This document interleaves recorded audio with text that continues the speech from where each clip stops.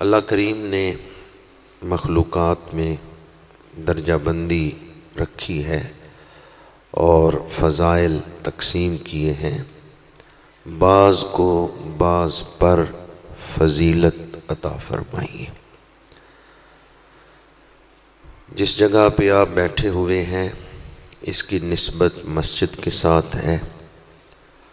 گلی میں آپ چل رہے تھے تو جوتے پہنے ہوئے تھے، تھوک سکتے تھے، لیکن جب مسجد میں داخل ہوئے تو جوتے بھی اتار دیے، ننگے پیر آپ اس جگہ پہ چلتے ہیں یا بیٹھے ہیں، اور اگر تھوکنے کی ضرورت پڑ جائے تو اس حصے سے، عبادت والے حصے سے باہر نکلیں گے۔ تو جس جگہ کی نسبت اللہ کے ساتھ ہو گئی یہ جگہ خاص فضیلت والی بن گئی۔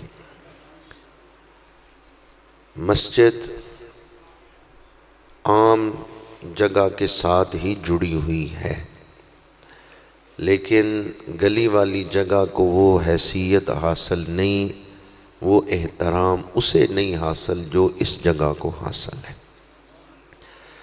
اس مناسبت سے یہ ایک نکتہ بھی آپ کے سامنے بیان کرنا ضروری سمجھتا ہوں۔ کبھی مسجد کو چھوٹا نہ کہیں کہ مسجد چھوٹی ہے، مسجدیں چھوٹی نہیں ہیں۔ مسجد میں نمازیوں کی گنجائش تھوڑی ہو سکتی ہے، یہ کہہ سکتے ہیں کہ نمازیوں کی گنجائش فلاں مسجد میں تھوڑی ہے، فلاں مسجد میں نمازیوں کی گنجائش زیادہ ہے، ورنہ مسجد چھوٹی نہیں ہوتی، اس لیے کہ اس کی نسبت اللہ کے ساتھ ہے۔ انما یامر مساجد اللہ، اللہ کی مسجدیں۔ کس کی مسجدیں؟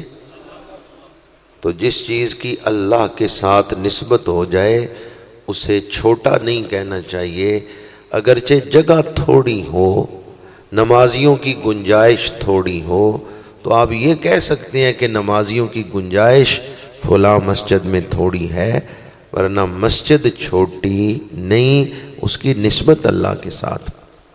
حضور کے چچا حضرت عباس رضی اللہ تعالی عنہ سے کسی نے پوچھا کہ آپ بڑے ہیں یا حضور بڑے ہیں؟ تو انہوں نے فرمایا کہ دنیا میں پہلے آ گیا ہوں، سال میرے زیادہ ہیں لیکن بڑے حضور ہی ہیں۔ تو مومن جب کلام کرے تو پتہ چلے کہ اس کے دل میں ایمان ہے۔ کلام کرتے ہوئے اللہ کی نسبت کو اور شرعی آداب کو پیش نظر رکھنا چاہیے۔ آپ اس مسجد میں نماز پڑھیں، با جماعت نماز ادا کریں، ایک نماز پر 27 نمازوں کا ثواب، لیکن اگر مسجد حرام میں نماز پڑھیں تو کیا وہاں بھی 27 نمازوں کا ثواب؟ وہ مسجد جو کعبے کے ارد گرد ہے، وہاں ایک نماز ادا کریں تو 1,00,000 نمازوں کا ثواب۔ پتہ چلا کہ اللہ کریم نے بعض جگہوں کو دوسری جگہوں پر زیادہ فضیلت عطا کی۔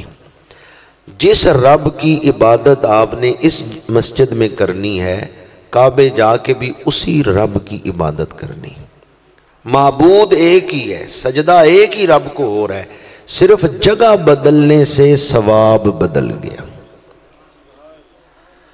حضرت موسیٰ علیہ السلام کو طور پہ تشریف لائے، اللہ کریم نے فرمایا جوڑے اتار کے ننگے پیر آئیں، فَخْلَعْنَ عَلَيْكَ۔ اس سے بھی پتہ چلتا ہے کہ ساری جگہیں برابر نہیں، اسی طرح سارے پتھر بھی برابر نہیں۔ ایک پتھر وہ ہے جو کعبہ شریف کے ساتھ لگا ہوا ہے، حجر اسود۔ ڈنگے میں کوئی پتھر ہے جو اس پتھر کا مقابلہ کر سکے؟ یاقوت لے آئیں، پکھراج لے آئیں، الماس لے آئیں، کوئی بڑا ہیرا لے آئیں، اس پتھر کا مقابلہ نہیں کر سکے۔ کعبہ شریف کے سامنے ایک پتھر پڑا ہوا ہے، مقام ابراہیم، وہ تعظیم والا، وہ شان والا پتھر۔ صفا مروہ پہاڑ بڑے ہیں دنیا میں، لیکن قرآن کہتا ہے ان الصفا والمروہ من شعائر اللہ۔ تو پتھر بھی سارے برابر، پہاڑ سارے برابر، پانی بھی سارے برابر نہیں۔ کشمیر کی آبشاروں کا پانی ہو یا فرانس کے چشموں کا، بیٹھ کے ہی پینا سنت ہے، لیکن جب آب زمزم آ جائے تو حکم بدل گیا، اب کھڑے ہو کے پینا ہے۔ اس پانی کی تعظیم کی جا رہی ہے۔ ماء زمزم لما شرب لہ، حدیث پاک ہے، میرے آقا کریم نے فرمایا آب زمزم پینے سے پہلے جو دعا کرو گے اللہ وہ دعا قبول فرما لے گا۔ یہ شان دوسرے پانیوں کو تو نہیں ہے، چاہے کشمیر کی آبشاروں کا پانی ہو، چاہے فرانس کے چشموں کا پانی ہو، اس کو یہ شان نہیں حاصل، لیکن آب زمزم کی شان یہ ہے، ماء زمزم لما شرب لہ، آب زمزم پینے سے پہلے جو دعا کریں رب دعا کو قبول فرما لیتا ہے۔ تو سارے پانی بھی برابر، سارے پہاڑ برابر، سارے پتھر برابر، سارے